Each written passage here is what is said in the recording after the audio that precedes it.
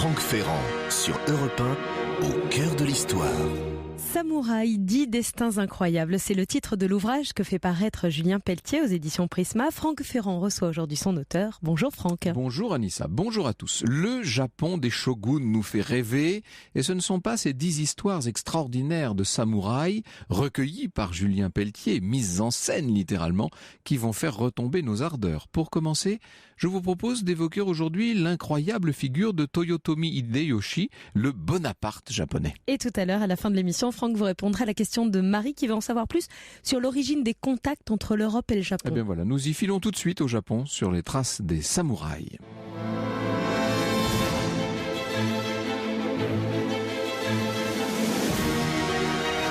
Europe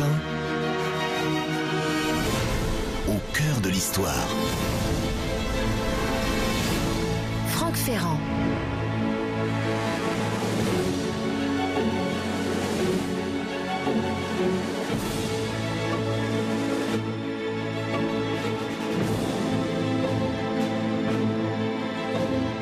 La figure du samouraï est un des symboles de l'extraordinaire et raffinée culture japonaise, devenu un symbole assez familier en Occident dès le 19e siècle et même avant cela encore. Les estampes japonaises, dont certaines sont conservées au musée Guimet, rappelez-vous, nous en parlions l'année dernière, ces estampes qui représentent des samouraïs dans leur tenue traditionnelle, tellement colorée, tellement singulière, des samouraïs en train de combattre généralement, ces estampes influencent de jeunes artistes. Je pense à Van Gogh, il y en aurait tellement d'autres. Quand vous vous promenez à Giverny et que vous voyez à quel point les estampes japonaises faisaient partie de l'inspiration de Monet, vous vous dites que cette époque-là, d'une certaine manière, était plus japonisante que nous ne le pensons. Plus près de nous, un certain nombre de grands films, et puis les mangas, bien entendu, ont popularisé la figure du samouraï auprès du jeune public qui suit les exploits de ces samouraïs. Alors Julien Pelletier, dans Samouraï 10 destins incroyables, nous dit « Le vocable de samouraï, dont la forme primitive apparaît dès le haut Moyen-Âge, recouvre une infinité de trajectoires singulières. Excepté un vague sentiment d'appartenance à la noblesse d'épée japonaise, un monde sépare le simple soldat cheminant à pied chaussé de rustiques sandales de paille, du baron en surcot brodé d'or, toisant la piétaille depuis sa monture caparaçonnée.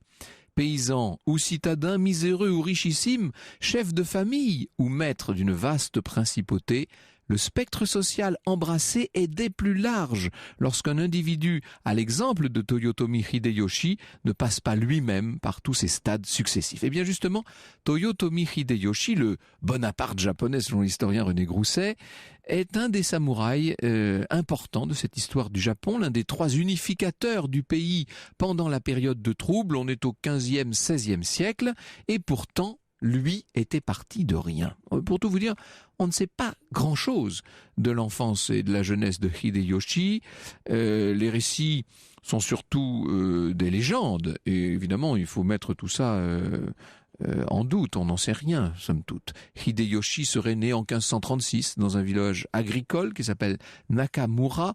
Vous allez entendre beaucoup de noms japonais pendant cette émission. Je pense qu'en régie, on a fait des paris pour savoir sur combien j'allais trébucher. Vous savez, c'est un peu un parcours d'obstacles aujourd'hui. Donc, il serait né en 1536 à Nakamura, dans la province d'Owari, une province qui n'existe plus, on est au centre de l'archipel.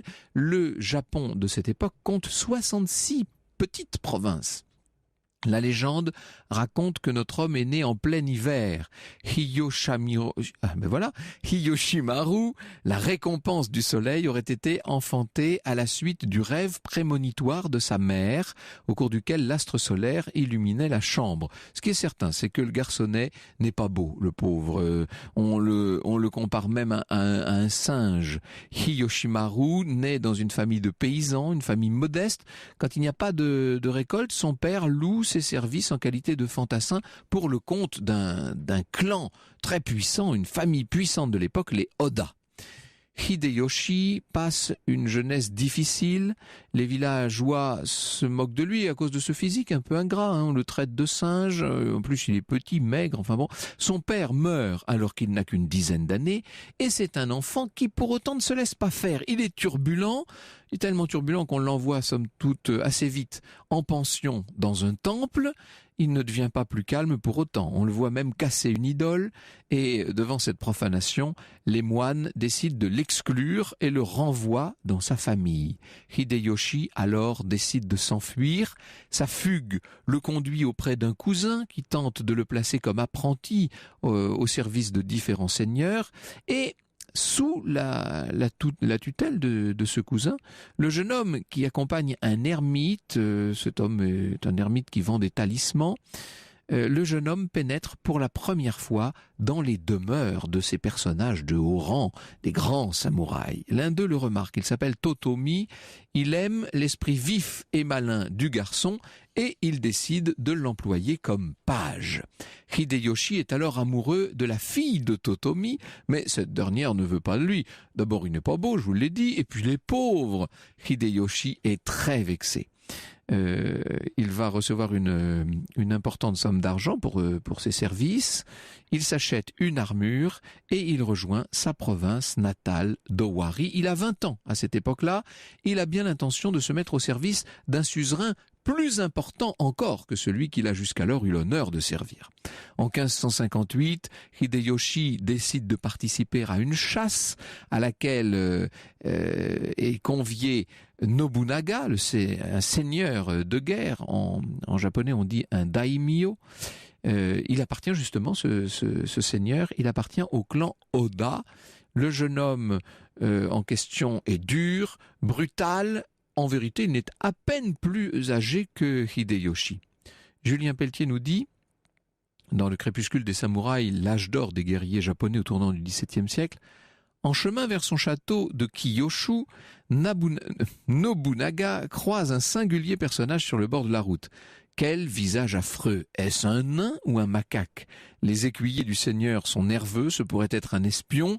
Les mouchards pullulent en ces temps incertains. C'est à peine si le gringalet pourrait soutenir le poids d'une lance. Pourtant, le petit homme intrigue Nobunaga. Il y a quelque chose de puissant qui luit au fond de ses yeux, une résolution sans faille. Il décide finalement de faire de Hideyoshi son porteur de sandales. Ah oui, c'est ce qui s'appelle commencer modestement, la fonction est ingrate, sauf que désormais, celui qu'on surnomme toujours le singe est au plus près de ce modèle des samouraïs.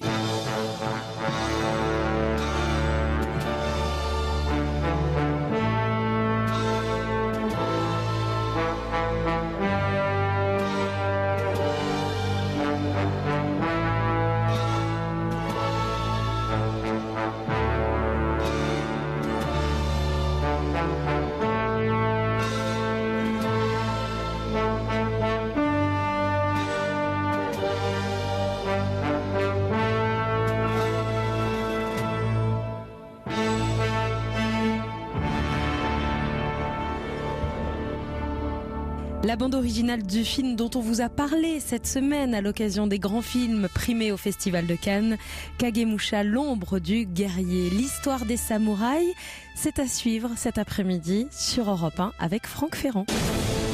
Franck Ferrand, 14h, 15h sur Europe 1. Et cet après-midi, Franck Ferrand, vous nous dressez le portrait de Toyotomi Hideyoshi, le Bonaparte japonais qui a seulement 20 ans, en devenant porteur de sandales, s'est approché au plus près des samouraïs. Exactement, et ce Hideyoshi est donc entré au service du seigneur Oda Nobunaga.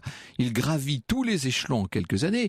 Alors il a mûri, bien entendu, il devient un homme et il devient quasiment un stratège. Et on verra à quel point il portera, à quel degré il portera plus tard l'art de la stratégie. En ces temps où une guerre entre clans peut éclater à n'importe quel moment, c'est évidemment une qualité essentielle. Pour soumettre les clans, il n'a pas besoin d'utiliser sa force puisqu'il généralement sa ruse suffit. Par exemple, en 1562, il fait fabriquer un fortin en amont d'un îlot sur lequel il compte prendre pied. En quelques jours, ces hommes assemblent un poste avancé sur la petite île située au milieu du fleuve et qui commande l'accès au bastion d'un ennemi, le grand seigneur d'une famille puissante. Hideyoshi décide de se présenter seul et désarmé devant le château de l'un des gentilshommes du fameux seigneur. Alors le bonhomme en question est tout à fait surpris, bien entendu. Il reçoit le singe, comme on continue de l'appeler. Il se range à ses arguments en faveur de Nobunaga. Le seigneur doit se soumettre. Julien Pelletier nous dit « Nobunaga et Hideyoshi se ressemblent. Ils ne sont pas les esclaves d'un code de chevalerie obsolète. Ils vivent avec leur temps, écrivent leurs propres règles du jeu et tirent leur force de cette capacité à remettre en question les dogmes inculqués aux samouraïs. » Hideyoshi va devenir général de plein droit. Il participe à toutes les grandes victoires des années suivantes. La bataille de la rivière Ane, où combattent 50 000 hommes en 1570. La bataille de Nagashino, 5 ans plus tard. Une bataille de plusieurs heures contre le très puissant clan Takeda, dont la chute est justement racontée dans Kagemusha. Toutes ces victoires de Oda Nobunaga donnent lieu à des réjouissances. On récompense constamment Hideyoshi, bien entendu. Il va recevoir en présent une forteresse. Il devient même le père adoptif d'un des petits-fils d'Oda Nobunaga. Puis Hideyoshi obtient, on est là au tournant de la décennie 1580, le commandement des forces chargées d'étendre le territoire de Nobunaga vers l'ouest de l'archipel. La région est occupée par un autre clan, bien entendu, le clan Mori, un adversaire de taille que Hideyoshi affronte avec ses seules troupes. Il n'est plus question maintenant d'être un des généraux de son ancien patron. Il va diriger lui-même son armée, enfin, si l'on peut dire. Il apprend que des renforts envoyés par les Mori arrivent sur le front. Il réclame à ce moment-là des troupes. Nobunaga accepte. Il envoie son contingent personnel, une colonne dont le capitaine s'appelle Mitsuhide. Mais au lieu de marcher vers l'ennemi, Mitsuhide et ses 10 000 hommes se soulèvent contre leur suzerain alors que Nobunaga est à Kyoto. Kyoto, la capitale impériale. Il est à la tête d'une poignée d'hommes. Oda Nobunaga est blessé, il est cerné dans son temple et il va finir par commettre le seppuku, vous savez, il va se suicider en s'ouvrant le ventre. Prévenu de ce coup d'État grâce à l'interception opportune d'un courrier expédié par le traître Mitsuhide, qui espère négocier avec les Mori, Hideyoshi signe une trêve qui a été un petit peu improvisée, il faut bien le dire. Il fait ensuite volte-face, il entame une marche forcée en direction de Kyoto et en 4 jours, son armée est là. Elle arrive devant la colline de Yamazaki, donc au sud de Kyoto. En chemin, Hideyoshi sème le trouble chez les capitaines susceptibles de prendre le parti de Mitsuhide. Il fait courir une rumeur selon laquelle Nobunaga, en vérité, ne se serait pas suicidé. Il ne serait pas mort, il serait là encore, prêt à se venger. Et bientôt, les colonnes ennemies se portent à sa rencontre. Entre-temps, de nombreux renforts sont arrivés pour épauler Hideyoshi et ses hommes. Les guerriers de Mitsuhide vont être balayés, Mitsuhide lui-même s'enfuit, des paysans le rattrapent, le tuent, lui tranchent la tête, déposée par Hideyoshi sur la sépulture de Nobunaga comme une sorte de trophée posthume. Le geste n'est pas anodin. À plus de 45 ans, il endosse en effet l'habit de candidat légitime à la succession de celui qu'il avait servi pendant presque 25 ans et que maintenant il a vengé. Certaines personnes, évidemment, ne sont pas du tout d'accord. Lors de la conférence de Kyushu, les héritiers de la puissante maison Oda se retirent, mais des rivaux plus coriaces ne comptent pas se laisser faire et ils ont bien l'intention de s'opposer à notre héros. Le plus dangereux, c'est un général quinquagénaire du nom de Shibata Katsuie. Après une bataille sur la cime d'une montagne, ce qui change des plaines où les samouraïs d'habitude se battent, les hommes de Hideyoshi arrivent à un nid d'aigle enneigé qui s'appelle Kitanosho. Shibata Katsuie est perdu, il comprend bien qu'il ne tiendra pas. Et lui aussi va pratiquer le seppuku, donc il se suicide. On ne plaisante pas dans ce Japon ancien. Lorsqu'on n'est pas à la hauteur, on se supprime soi-même. Hideyoshi, désormais, est doté des pleins pouvoirs. Il devient régent, il obtient le patronyme de Toyotomi, le ministre munificent, mais sa soif de domination ne s'épanche pas aussi facilement, elle ne va pas s'arrêter là. Son intention maintenant, c'est d'unifier ce Japon dont je vous ai dit tout à l'heure qu'il était entièrement morcelé. Comme il le fait depuis plusieurs années, Hideyoshi ne privilégie pas les armes. C'est un homme de stratégie, je vous l'ai dit. Il va préférer la diplomatie d'une certaine manière, la politique de la main tendue. Des seigneurs de guerre peuvent sauver la face, éviter la destruction de leur lignage, même si dans certains cas, il n'y a pas moyen d'éviter le combat, bien entendu. Mais enfin, une grande partie d'entre eux vont se soumettre sans coup férir. En août 1590, après le long siège d'Odawara dans le sud-est de l'archipel, la dernière famille qui n'avait pas prêté allégeance à Hideyoshi, les Hojo, vont capituler. Après un siècle de chaos, on peut donc dire que le Japon est unifié, et ça, c'est grâce à Hideyoshi, qui maintenant savoure son triomphe. À la différence de Nobunaga, son terrible devancier aux penchants autoritaires, nous dit Julien Pelletier, le nouveau maître du pays conçoit l'exercice du pouvoir comme un équilibre subtil entre usage de la diplomatie et recours à la force. Prenant acte de l'impossibilité de se voir décerner le titre de shogun du fait de ses trop modestes origines, Hideyoshi compose et substitue au pouvoir absolu rêvé par Nobunaga un certain degré de gouvernance fédérale. Si vous aussi le monde des samouraïs vous intrigue ou vous passionne, vous pouvez réagir à cette émission, poser toutes vos questions à Franck Ferrand et son invité. Rendez-vous sur les réseaux sociaux, sur Twitter avec le hashtag ACDH et bien sûr la page Facebook Au cœur de l'histoire. Franck Ferrand revient dans un instant. Franck Ferrand, 14h, 15h sur Europe 1. Et nous continuons de découvrir Toyotomi Hideyoshi. Vous dressez son portrait.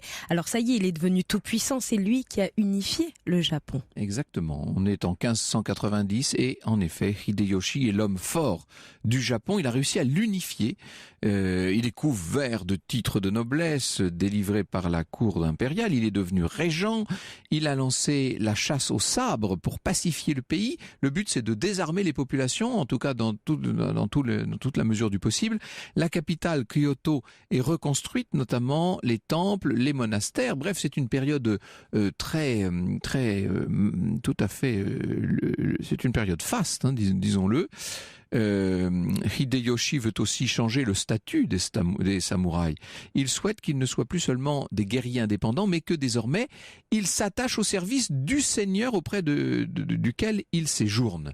Hideyoshi intervient, disons-le, dans tous les domaines. Vous comprenez mieux pourquoi on l'appelle le Bonaparte japonais, hein. C'est un homme qui est aussi bien un administrateur qu'un guerrier.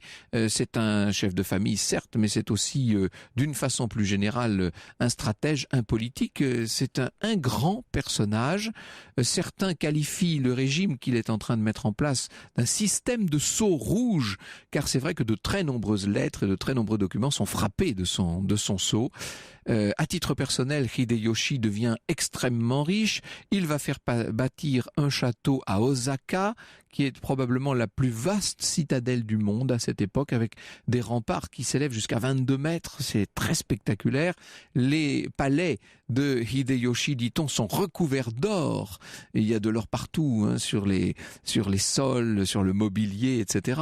L'orphelin misérable, à la face ridée, raconte Julien Pelletier, se drape dans les brocarts d'or et la soie vermillon.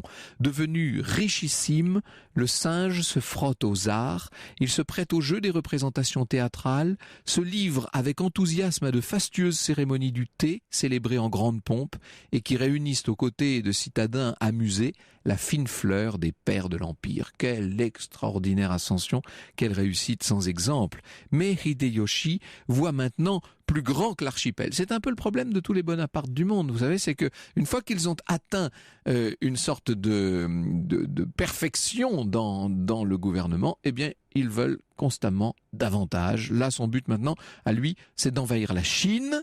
c'est une volonté d'expansion qui bien sûr finira par signer sa perte. En 1592 est donc menée la première campagne de Corée. Si le pays se soumet, ça veut dire que la route est ouverte vers la Chine. Les 160 000 hommes de Hideyoshi ne feront qu'une bouchée de l'armée régulière coréenne. Seulement, les opérations navales tournent à la catastrophe. L'immense vaisseau tortue coréen fait des ravages. Il faut expliquer ce que c'est. Ce vaisseau, son pont est couvert d'un toit hérissé de pics d'acier, ce qui empêche tout abordage. Le bâtiment a des canons de chaque côté et à la poupe, un dragon de métal qui dégage des flammes brûlantes. Les Coréens, encore pire que ça, vont pratiquer sur terre la politique de la terre brûlée. Les représailles des samouraïs sont évidemment sanglantes. Et bientôt, les Chinois, qui n'ont pas l'intention de se laisser manger tout cru, entrent dans le conflit. Ils vont repousser les forces nippones bloquées par l'hiver coréen, ce qui est évidemment une sorte de préfiguration de ce qu'on connaîtra avec l'invasion de la Russie par Napoléon beaucoup plus tard. À ce moment, Hideyoshi, qui a plus de 50 ans et qui ne peut que constater l'échec de la campagne de Corée, Hideyoshi sent que le sol se dérobe sous ses pas. Il est désormais régent retiré. Sa préoccupation presque obsessionnelle, c'est d'avoir un héritier. Et l'on est en train de voir son comportement chavirer. Il est en train de devenir paranoïaque. Comme sa femme est stérile, sa concubine, qui s'appelle Chacha, lui a donné un fils, mais il meurt en 1591. Il va avoir un deuxième fils, Hideyori, en 1593. Mais il a tellement peur que l'on exécute ce fils, il a tellement peur de perdre sa descendance qu'il va lui-même faire exécuter son neveu. Il devient extrêmement violent, notamment à l'égard des chrétiens à l'époque, les jésuites, les franciscains, etc. Il se montre agressif envers les autres seigneurs. Comment va finir ce Hideyoshi qui, en quelque sorte, a été complètement grisé par cette soif de pouvoir? C'est ce que nous allons voir dans un instant avec mon invité. Bonjour Julien Pelletier. Bonjour Franck Ferrand. Je suis ravi que vous vous appeliez Julien Pelletier parce que c'est enfin un nom prononçable dans cette émission.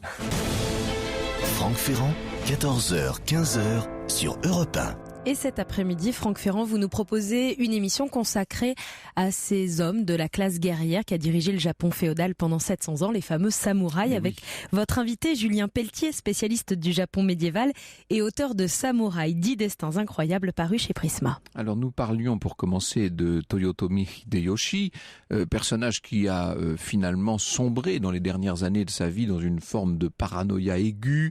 Il devenait difficile à approcher, extrêmement violent, d'une cruauté incroyable envers les chrétiens, allant jusqu'à des massacres et des crucifixions. Il va, obsédé qu'il est d'étendre son pouvoir, se rattaquer à la Corée lors d'une seconde campagne, qui va être aussi désastreuse que la première, mais encore bien plus cruelle, en fait, Julien Pelletier. Oui, la seconde campagne de Corée est beaucoup plus cruelle. Elle est vraiment, elle a pour motif, c'est une expédition punitive. En fait, les tractations avec le trône impérial de Chine ne débouchent pas du tout sur l'issue attendue par Hideyoshi, qui se sent humilié en fait par ces négociations, en particulier par le titre de roi du Japon qui lui est décerné par l'empereur de Chine et qui donc ferait de lui dans l'absolu son subalterne, alors qu'il entendait bien le soumettre au contraire à sa volonté. Et donc furieux, il ordonne une nouvelle expédition en Corée qui cette fois a pour vocation de châtier vraiment ce pays. C'est une expédition punitive en fait, c'est assez lamentable tout ça. Il tombe malade, notre Hideyoshi, là, il est vraiment très malade à l'été 1598. Donc, vous écrivez « Sous les charpentes en bois précieux du château de Fushimi, derrière les paravents dorés ornés de paysages et d'oiseaux merveilleux, l'architecte de la réunification du pays agonise. Au dehors, les érables se dévêtent de leur tunique pourpre, cette couleur que Hideyoshi affectionne tant. Au chevet du maître du Japon se pressent les pères de l'Empire, la mine grave. C'est à qui prêtera le serment de loyauté éternelle le plus grandiloquent à la maison Toyotomi. Terrassé par la dysenterie, ni les remèdes alambiqués des médecins, ni la viande de tigre expédiée exprès de Corée ne parviendront à apaiser Hideyoshi. C'est assez étonnant de voir à quel point l'extrême raffinement des décors et de cette civilisation japonaise entoure un personnage qui, lui, est un guerrier sans limite, quasiment lui-même un tigre assoiffé de sang. C'est un guerrier, mais c'est aussi un esthète. On l'a dit tout à l'heure, c'est quelqu'un qui effectivement se passionne vers la fin de sa vie pour le théâtre. Il commissionne des pièces racontant sa vie, donc en tout cas son enfance et son début de carrière, de manière extrêmement romancée. C'est ce qu'on pourrait appeler aujourd'hui une sorte de communication politique avant l'heure, destinée bien sûr à asseoir sa légitimité. Et c'est évidemment un sujet qui lui tient beaucoup à cœur, du fait de ses humbles origines. Il a beaucoup de mal à justifier ses prétentions au pouvoir suprême, et partant il va faire beaucoup d'efforts pour asseoir cette légitimité auprès de l'empereur, auprès des grands du royaume, auprès de tous. À sa mort, il a donc unifié le Japon. Est-ce que c'est la première fois que le pays est unifié sous une seule bannière, d'une certaine manière ? Non, ça n'est pas la première fois. Le pays retrouve en fait une unité. Il avait au Moyen-Âge et dans la période antique déjà été unifié, mais disons que désormais le pays met un pied dans l'époque moderne, et c'est vraiment Hideyoshi qui sera l'architecte de cette première étape. C'est une forme de renaissance, absolument, sorte, tout à fait, qui naît avec lui. Quelle différence peut-on faire avec son maître, son ancien maître Nobunaga, justement?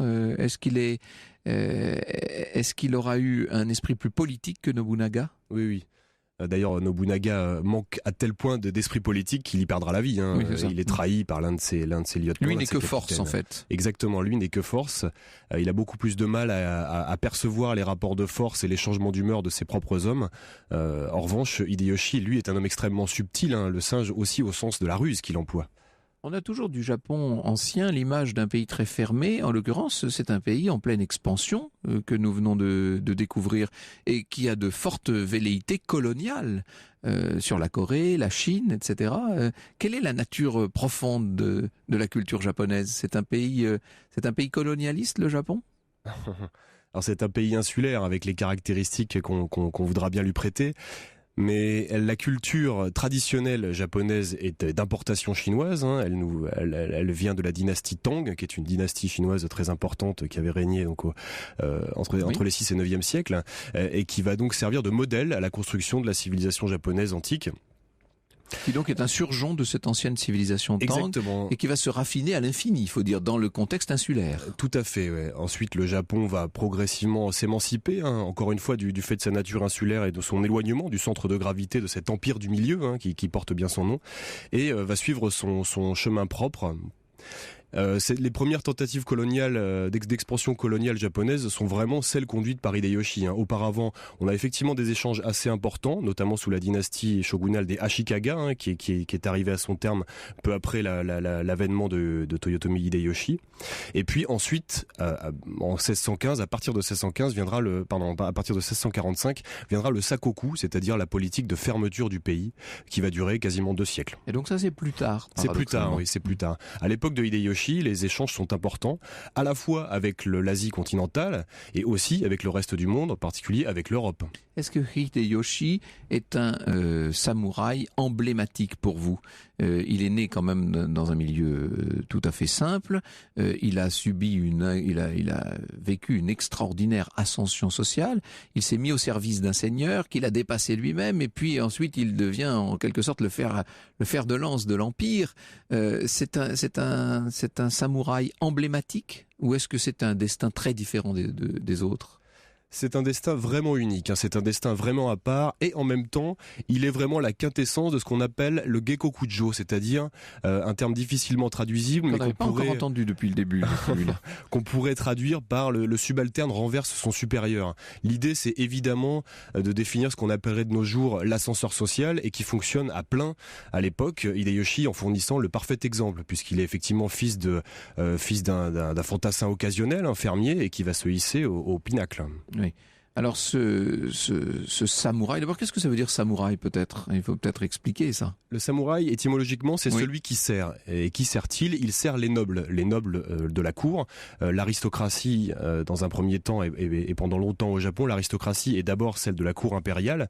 La noblesse d'épée est plutôt mal considérée dans un premier temps, et constituée essentiellement de serviteurs, de sorte de métayers en chef qui assurent la sécurité des domaines, alors que les gouverneurs sont eux tous à la capitale.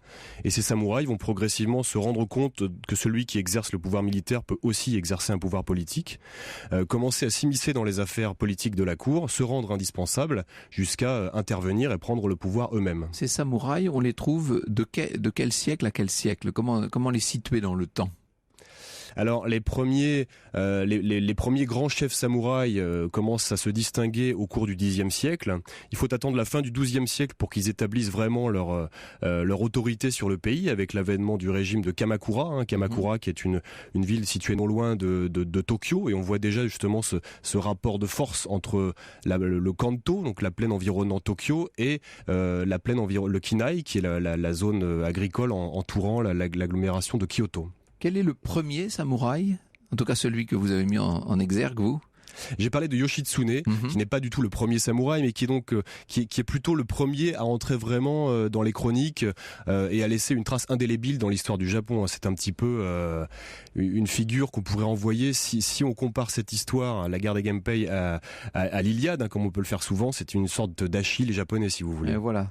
Et c'est intéressant d'ailleurs de faire cette comparaison parce qu'on voit qu'une partie de l'histoire de ces samouraïs demeure légendaire quand même.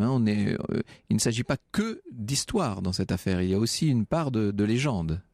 Oui, c'est bien sûr encore une fois très très compliqué de distinguer dans cet écheveau de mythes quelle est la part de la réalité. C'est tout particulièrement vrai pour la période du Haut Moyen-Âge, où les récits font foi et ont tellement évolué au fil des temps qu'hélas on est bien en peine de distinguer le bon grain de l'ivraie. Nous allons dans un instant évoquer d'autres destins de samouraïs et puis nous essaierons de voir, de comprendre ce qui fait le système de valeurs des samouraïs. Est-ce qu'on peut les comparer à nos chevaliers occidentaux ? C'est une question qui me titille et vous allez voir que c'est plus complexe que ça. Marion Ruggieri, il n'y en a pas de comme elle, c'est tout à l'heure dès 15h sur Europe 1.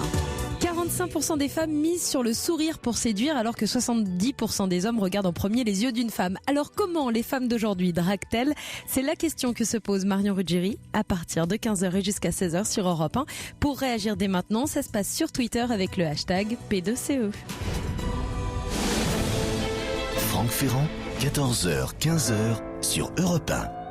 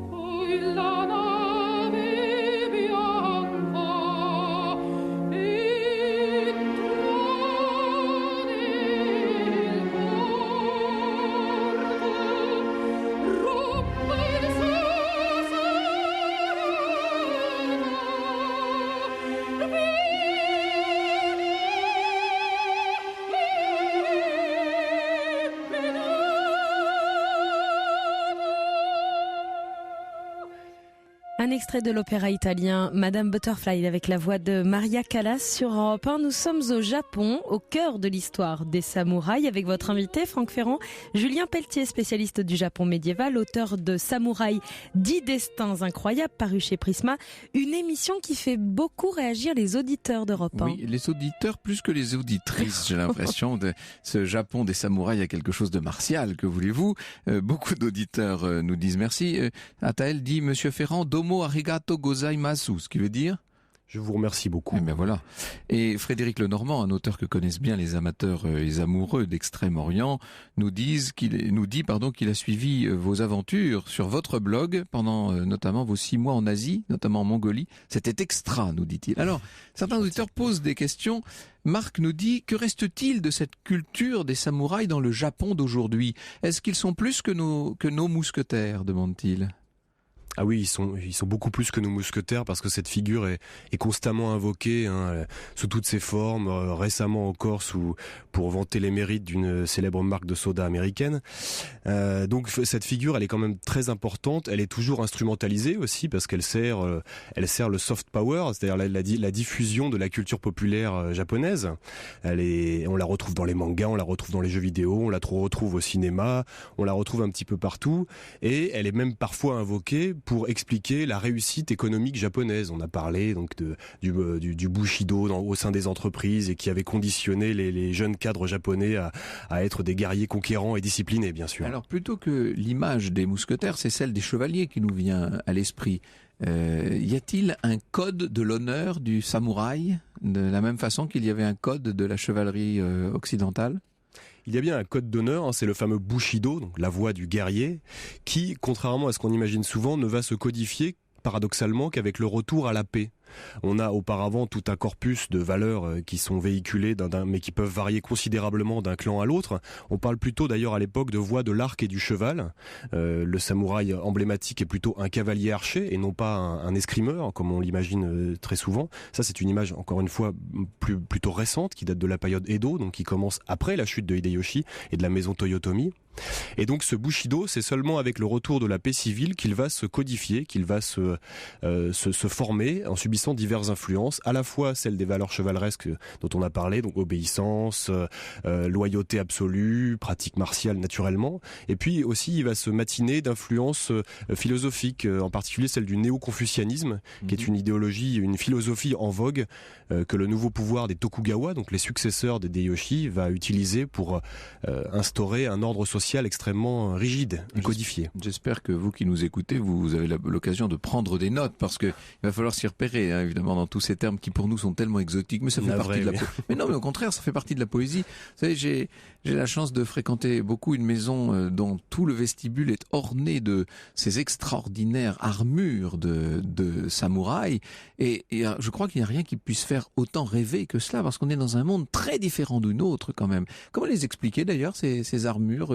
tellement somptueuses, tellement inspirées, elles sont vraiment, on dirait des costumes de théâtre d'une certaine manière.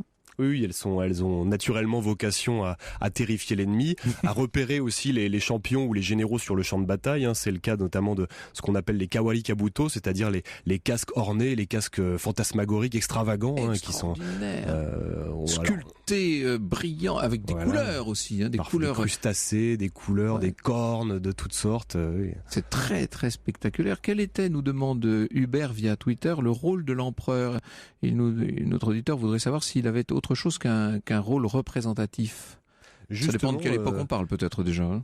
En effet, alors l'empereur va jouer dans un véritable rôle de premier plan politique pendant toute la période antique et le tout début de la période médiévale, et c'est précisément les samouraïs qui vont le déposer, en tout cas qui vont leur chef suprême, c'est-à-dire le shogun, le généralissime, le chef de la caste des samouraïs, qui va progressivement le dépouiller de toutes ses prérogatives politiques jusqu'à l'enfermer dans un rôle purement sacerdotal. Ce n'est pas un processus qui prend la forme d'un coup d'État, c'est un processus long qui va s'étaler sur plusieurs décennies, voire plusieurs siècles, jusqu'à parvenir au pouvoir vraiment suprême des shoguns. Là, ce sera celui des Tokugawa, qui sont les successeurs des Toyotomi dont nous avons parlé. Alors voilà, nous avons justement mis l'accent sur Toyotomi Hideyoshi, le fondateur de cette lignée. Quels sont les autres grands samouraïs dont il faut absolument citer le nom? Est-ce qu'il y en a un qui serait plus emblématique, plus représentatif que les autres? Vous me parliez d'un samouraï dont la statue se trouvait devant l'entrée même du palais, en fait. Oui, c'est la statue de Kusunoki à Tokyo. Non, à Tokyo, oui. C'est la statue de Kusunoki Masashige qui est souvent présentée comme le samouraï idéal, le parangon de toutes les vertus. C'est d'ailleurs la raison pour laquelle on a érigé une statue à son effigie. Et il est paré de toutes les vertus, ce samouraï, pour une raison simple, c'est qu'il s'est donné la mort, ce qui est toujours considéré comme une fin tout à fait honorable, bien sûr, pour un samouraï, la fin idéale, à défaut de la victoire au champ d'honneur. Et puis il s'est donné la mort au service de l'empereur. Et c'est d'ailleurs pour cette raison qu'il est glorifié. À partir de la fin du 19e, les samouraïs ayant servi l'empereur, les rares figures de samouraïs au service de l'empereur deviennent vraiment les modèles à suivre. J'ai employé tout à l'heure de plusieurs reprises le terme de seppuku. On n'emploie pas celui de harakiri pour parler de ce suicide rituel? Dans la version classique est plutôt le terme de seppuku, en effet, qui fait référence à une prononciation chinoise, le chinois étant au Japon médiéval ce que le latin a pu être pour l'Europe médiévale. Et harakiri, ça vient d'où alors? Qu'est-ce que c'est? Ce sont les mêmes idéogrammes en fait, mais prononcés différemment, oui, en effet, très différemment. Il y a un samouraï plus faillible, plus vulnérable d'une certaine manière et qui fait penser à notre Don Quichotte. C'est Miyamoto Musashi, c'est bien ça? Oui, c'est ça, Miyamoto Musashi, oui, tout à fait. Et celui-ci, alors, c'est un, comment pourrait-on dire, c'est un personnage un peu moins idéalisé, pardon, que ceux dont nous avons parlé jusqu'alors. Idéalisé par la tradition, sous la plume de Yoshikawa Eiji, qui va faire de ce personnage un héros très cher au cœur des Japonais, dans son célèbre roman La Plume et le Sabre.